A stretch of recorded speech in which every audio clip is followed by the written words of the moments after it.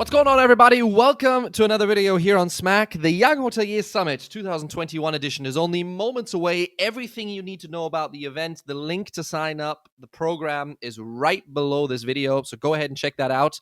The event is going to be free of charge. It's going to be a virtual summit. Anyone can join from anywhere in the world. Smack is involved. There's a great list of speakers. So what more could you ask for in a hospitality event? Following this introduction, you'll be seeing a conversation between me and three of the organizing committee of YHS. The video quality wasn't always as great as we were hoping for it to be. Granted, we were connecting people from Serbia, Romania, Hong Kong, and Germany. So bear with us on that. The sound is just fine. So if you listen closely, you'll be able to catch all the information you need to know about YHS this year. Enjoy the show. Cool. Guys, welcome to the show. Welcome to Smack. Megan, I'm gonna start with you here as core member. Obviously, you are one of the queens of this year's YHS episode or yearly meeting.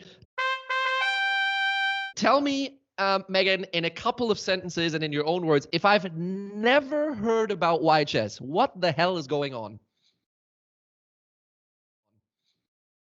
Okay, so YHS is an annual summit, usually held in Lausanne at Ecole, but for this year we're holding it completely virtual so that everyone could tune in to our fabulous panel discussions and keynotes our head of speakers have prepared for you. And we welcome around 60 delegates this year from 30 different schools around the globe, mainly from Europe and also Asia. We have, other than panel discussions and keynote speeches, we also have the challenge for delegates to come up with a solution within 4 days of summit, and also sessions where we have workshops for the delegates for their personal development. Perfect. And Megan, tell me, on a regular, obviously this takes annually, in an ideal world, you would have liked for it to happen, in Lausanne and on the campus, right? Can you, before I pass the message on to Christina and Alex, can you explain to me what YHS would have looked like if, COVID-19 had not been around and you would have had the chance to do it on campus? What would have kind of been like the ballpark setup? So if it were in EHL, we would have coffee breaks between the panel discussions so that speakers and delegates could mingle around. And also our partners would have booths so that they could present their company, and probably also even have recruitment opportunities offered to delegates. And also the most important part of the summit is the gala dinner on the last night, so that, people could party a bit and celebrate the event. Let's get drunk. That's good. Christina, tell me about this year then. Megan's already said it briefly. Obviously, with COVID-19 around, we can't all be in the same place. Unfortunately, traveling is put on a hold. So we're looking at a slightly different format. I've seen on the communications that you guys have already sent out that some of the stuff has already been revealed, others not so much. Give me the brief rundown of what it's gonna look like this year as a virtual summit. Yes, of course. Well, we're going to be keeping a similar skeleton, obviously having keynotes and panels. However, with that being said, as we can announce the theme a bit later on, but it's organized in such a way that it's by theme for each day. So we've also included intro day keynotes, which differentiates from the standard, I would say, quote unquote, introduction keynotes to the panels, as it doesn't have the Q&A part. It's more to set the tone and inspire the delegates. Obviously, something that's also quite different is that beforehand, whilst we did, the general audience was also invited to come and participate by purchasing these additional tickets. It was still at EHL.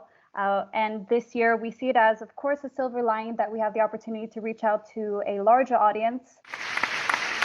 Sure. So hopefully 1,000 plus people. That's what we're going for. Yeah. We'll see what happens. It was 600 last year, but they also had to transform it into a virtual summit in under 2 weeks. So this year, last year, it was more about focusing, as we watched, of course, that the discussion you had with him as well, but it was focused on creating a toolbox for the challenge. This year's challenge, I can't yet reveal it as it is, going to be talked about on the first day. Top secret. Yeah, top secret information. It's quite specific, and me and Alex's, idea when we started forming the topics in general was more oriented towards the general audience as well, making sure that they would, feel included. And with that being said, it was questions like, when you graduate from your respective university, a lot of people say, oh, I want to become the CEO of this, I want to become the CEO of that. But they don't actually understand, what it takes to become an overnight success, which is quote unquote not, because it takes thousands of days of also failures to eventually accomplish that. So we'll obviously, I'll let Alex dive into that a bit later, but we have a lot of interesting topics, that will be discussed. Stuff is planned. All right. Yes.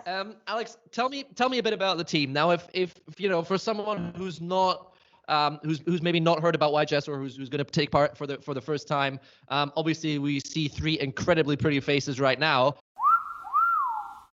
but there's a lot more to the squad than just you three guys. Can you explain to me a little bit, the team, sort of the sections you have and the departments you have as well, and just give me an idea of what that looks like? Yeah, definitely. Well, I think that the most important thing is that, we're all students from, right. So this is something that we do, completely on the side. So, I think that's a really important part of the team dynamic, that, everybody that's part of YHS, actually wants to do this. Sure. We're talking about the team itself. So we have 3 core members who each of them, oversee a number of departments. So for example, Megan, our core member, she oversees speakers, partnerships, and finance. Is that correct, Megan? Yeah. Okay. Good job. Bingo. A close one, Alex. I mean, I can't tell you the number of times I got that wrong, but yeah. But here we go.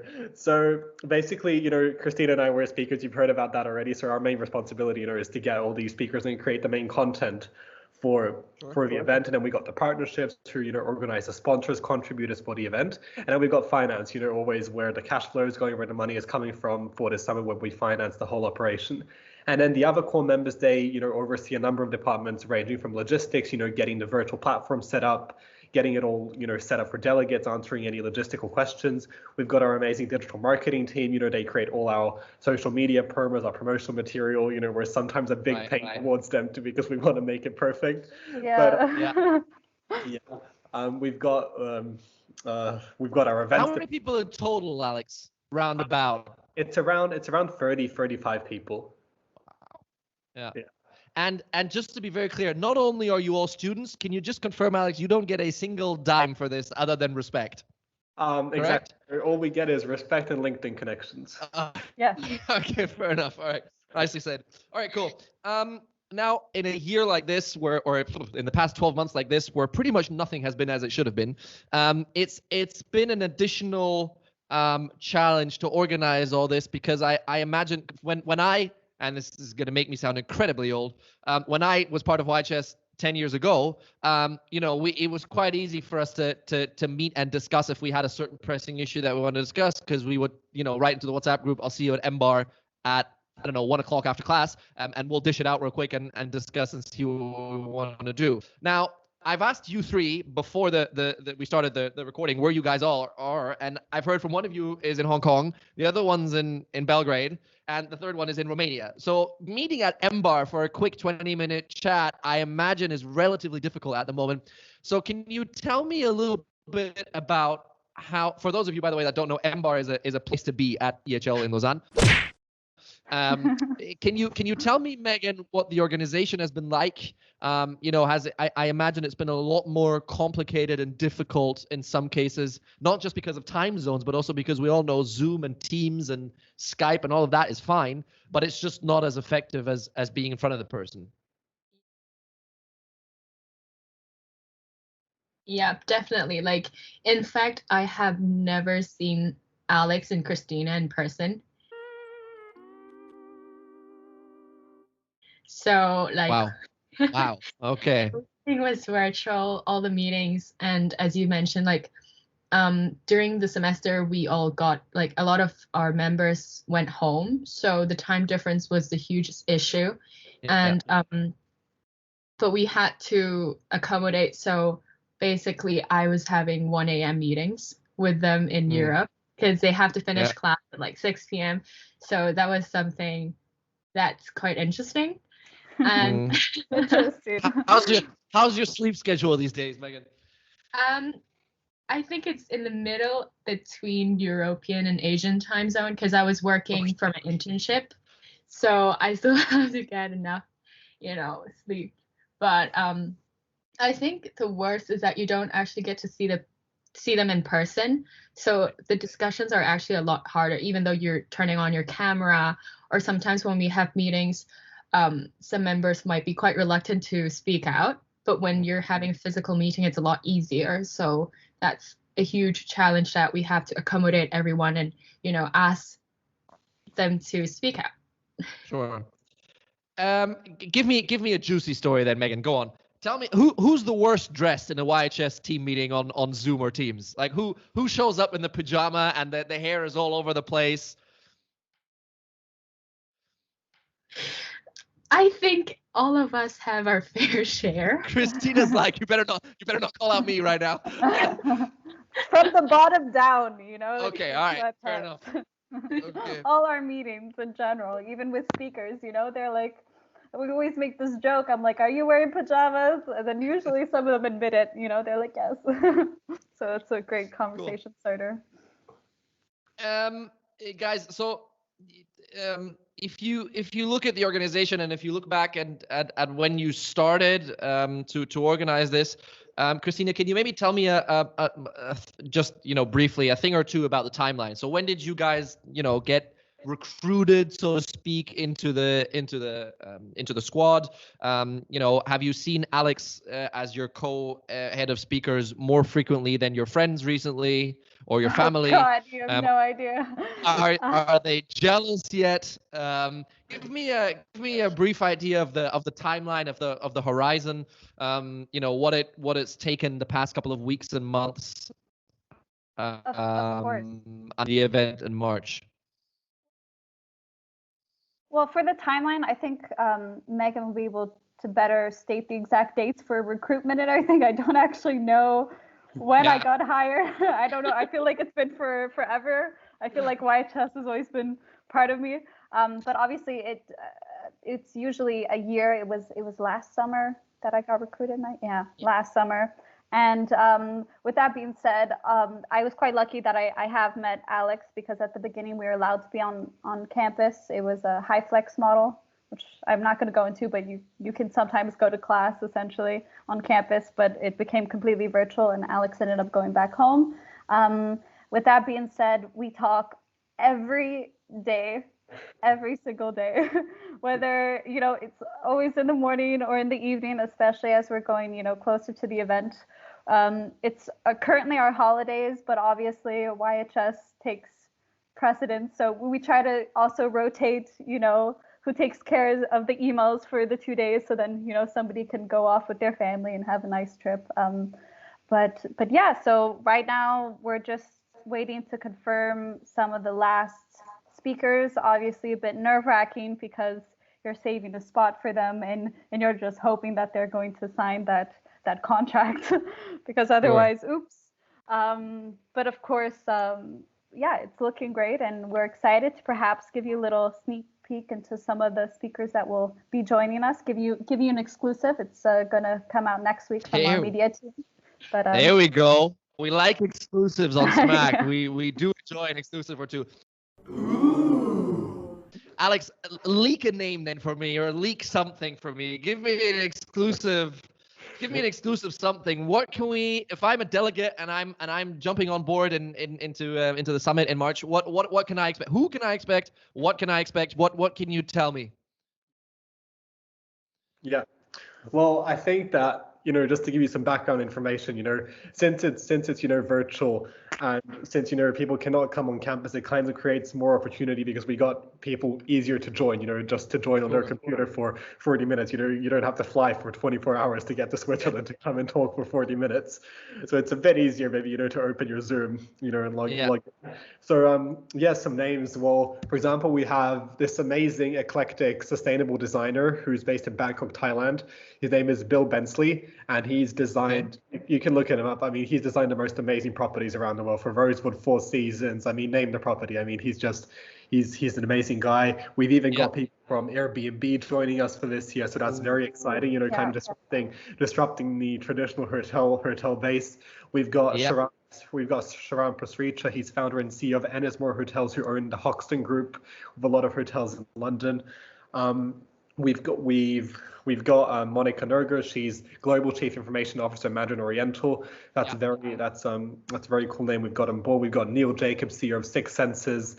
We've got Martin Bauer. He's General Manager of Astronaut and Guest Experience of Virgin Galactic. So we've got a lot of cool names. Don't forget Malati. Yes, that one's my personal fangirl moment. Favorite. And we've got a 19-year-old girl from Bali. 18 years old. I think she's about to turn 19. Yeah, 19. Okay, sorry. 18. No, I'm just in case she listens, I'm joking. So 18-year-old, she's from Indonesia, and she actually banned plastic bag usage on Bali. So she's kind of, an Indonesian climate change activist. Wow. Okay, very cool. She's spoken at the World Economic Forum, TED Talks, United Nations is on the board, CNN Heroes, Young Wonders. I mean, she's truly fantastic, and that she changed the rules in Indonesia in terms of laws it's fantastic. She's inspirational. So, Alex, tell me what makes a good YHS speaker. What are kind of what is a profile? And I realize, we live in a world where the title of a person still plays a role. It's, let's just face it. And I think to an extent that's fine. But I know from the guys who organized the speakers department back in the day when I was still part of it, it's not just the title. There's a little bit more that you're looking for in terms of personality. Can you explain to me a little bit of how you and Christina, sourced speakers, and what you're kind of looking for, and that it's also quite a bit of research from what I remember. Yeah, well, basically, I mean, our best friend, in the past few months has been LinkedIn, definitely, looking at people, looking at other connections. But I think that, the most important part about a speaker is actually for the person to be engaging, to kind of keep you glued to the discussion, keep you glued to the screen, and actually, have a structured flow to the discussion, somebody that's going to add value to it, and just someone that's, going to be, as I said, engaging. I think that's most important to me, somebody that I'm not going to, I'm a very impatient person myself. So for me, it's, very important for someone, to have that kind of, gift, to keep people engaged, and to understand the audience, and to know how to target them, and to know what to talk about. Yeah. That's good. Megan, let me ask you this then. There's a the whole idea of the theme of YHS and there being a surrounding theme that kind of guides you as to what you can expect. Obviously, you're not necessarily glued or stuck to the theme with every speaker, every workshop, but there's a general direction you would like YHS to go, usually based on the theme. Can you first of all, what can you tell me about the theme? And can you at least reveal a little bit about how you guys go about choosing that theme? Because that's maybe almost the more interesting part as to the theme itself. How do you start that discussion? Do you just sit down, everyone has a beer, and says, okay, well, I like this and I like that, or how do you go about that? Okay, let me start with the umbrella topic. Drum rolls. There we go. Here we go. Christina's actually drum rolling. I like it. It's a macroscopic view: rethink, resculpt, rejuvenate.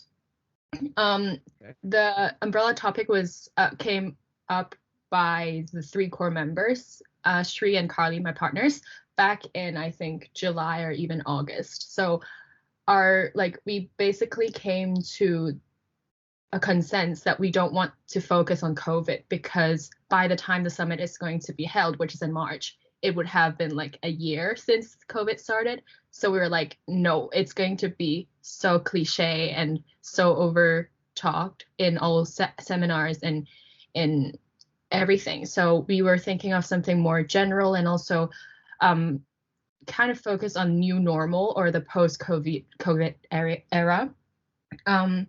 So it was quite hard to come up with something that's special in a way that it hasn't been over discussed in our previous summits, and also still very relevant to all the delegates, speakers, and partners. So it took us, I think, a month to finalize the topic, and then with the help of Christina and Alex, we finalized the panels involved in the following months. Okay, very cool.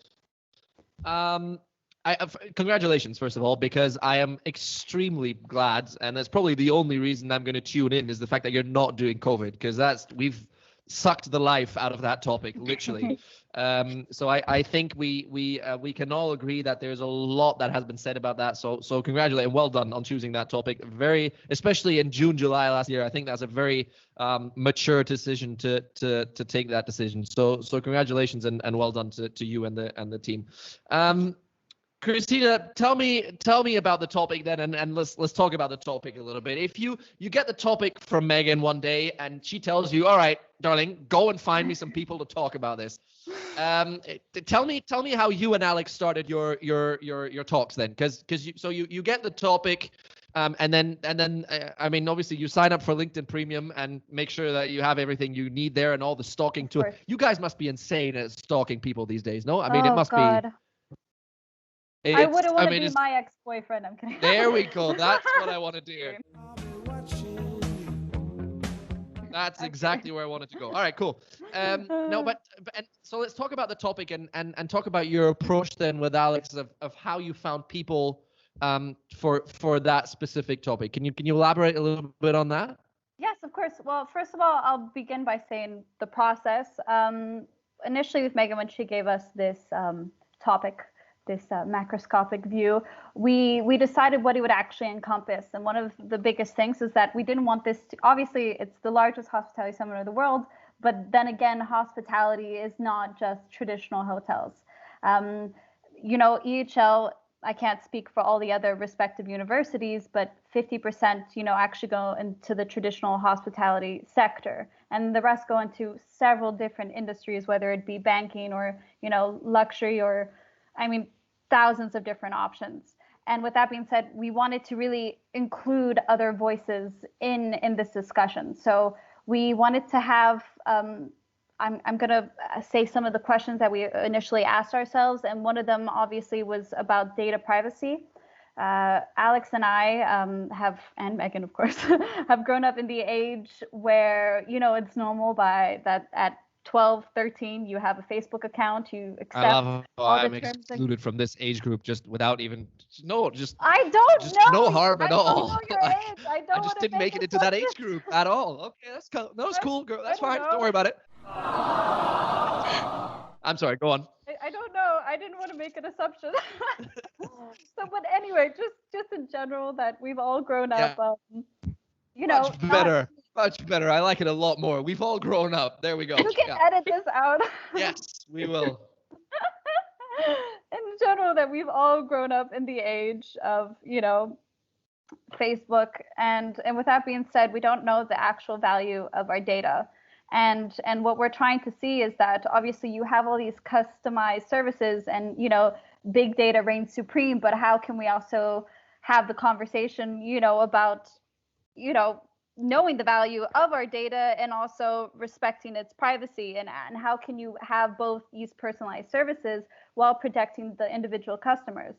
So that was something that we wanted to, discuss. That's why we have a panel called the non-human touch. Obviously, it's playing on the topic that hospitality is that human touch. So it's also looking at that element of being purely digital. Then obviously we want to talk about sustainability, which is actually our fourth day. When we initially had our discussion with Ian Miller, which is our mentor, he's a professor at EHL. Shout out to Ian. If you ever want to bribe that guy, just give him gin. Any brand of gin. Great. Is the easiest guy to bribe in the world. Sweet gin. He's fantastic. He is really good. But some points that he personally brought up was that obviously during the pandemic, a lot of companies, can't necessarily support these sustainable initiatives, and a lot of companies do have to choose. And that's another question that we had, is that during the pandemic and in the post-COVID era, will we be able to still, make sustainability a priority? So that's another question, obviously, and that panel is called "Our House is on Fire," which is a quote from Greta, classic Greta. Very cool. Yeah. And then obviously a conversation that we also have to continue to have, which is very important, is obviously surrounding inclusion and diversity. But we don't want it to obviously be about gender, but also sexual orientation and ethnicity.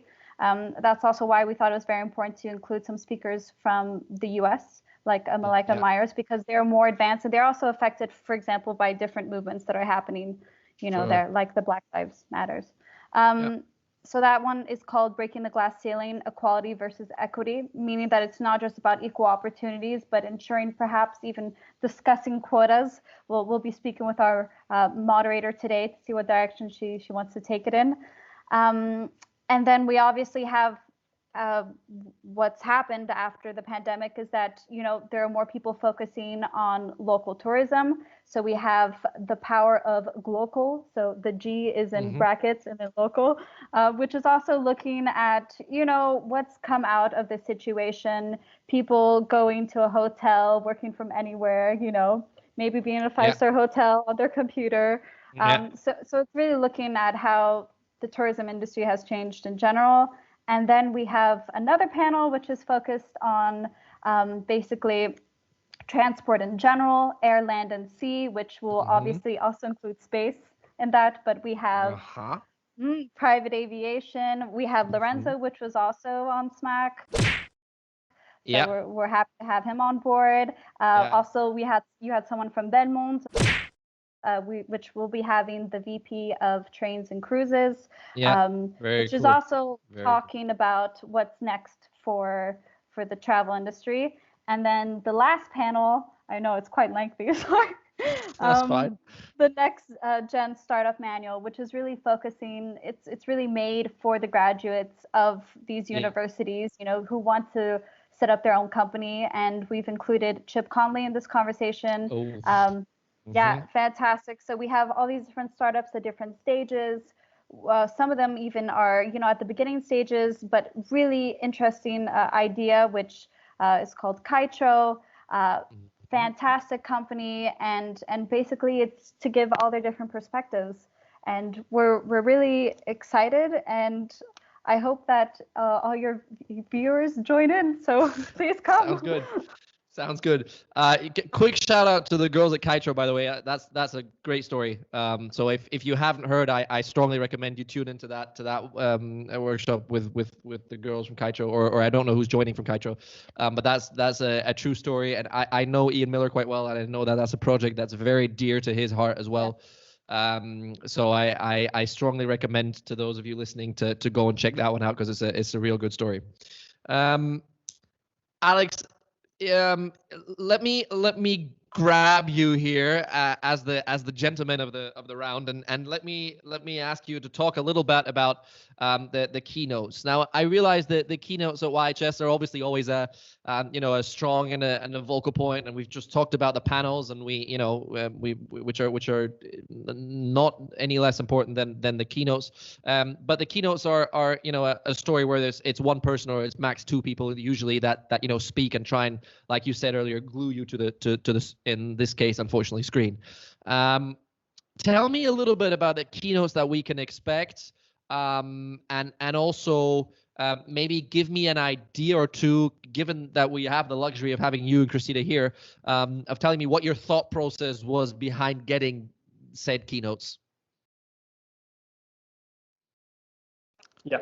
Okay, so basically how we thought about these keynotes is that for each panel, we wanted someone to introduce this panel. You know, we were thinking, well, you know, is it going to be the MC? Is it going to be Christina and myself, you know, as speaker? Is it going to be a core member? And we thought, why don't we actually get, you know, a speaker actually to introduce these panels? So how we've actually made it is that we're going to have these keynote speakers act as a prelude, you know, to each panel discussion. So, you know, we'll have a pre-tech panel keynote. We'll have somebody before our sustainability panel keynote, etc. And how this basically works, you know, because, you know, securing the keynote is kind of, you know, the priority, because that's how we, you know, build everything around the summit. And basically how we went about it is that when we have that call, you know, it's either that we create prompts and questions which these speakers are going to go on, or either we even, for example, for Bill Bensley, the architect, we created the whole presentation for him. So it really depends, you know, kind of, you know, it's not like a panel where it's, you know, very structured, you know, where we have questions and that's it, you know, there's no wiggle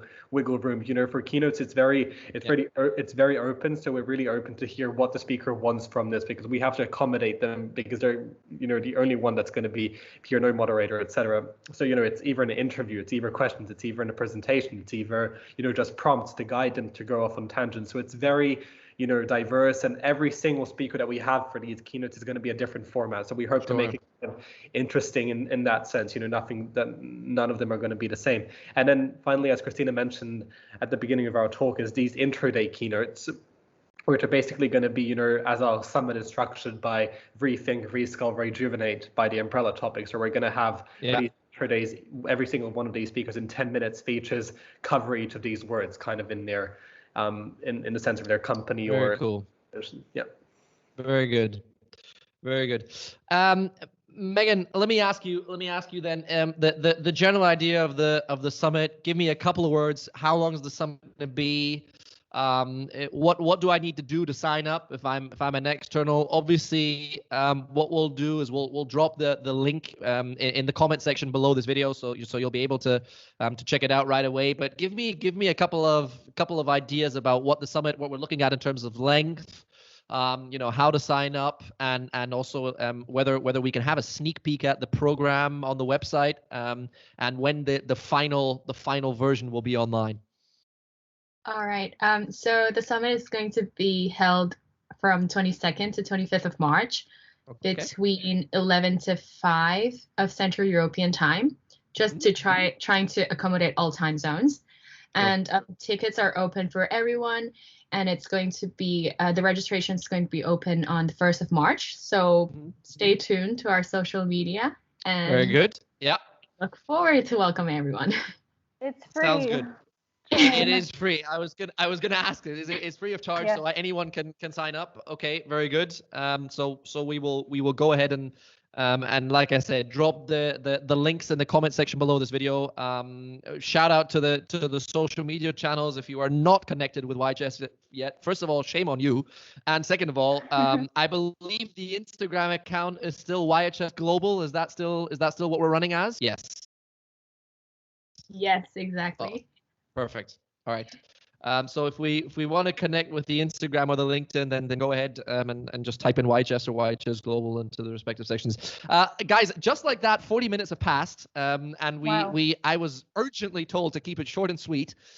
So thank you very much for your time. Without wanting to leak anymore, congratulations on what I think I've heard a couple of things that I've certainly never heard in YHS before. I really like the space idea.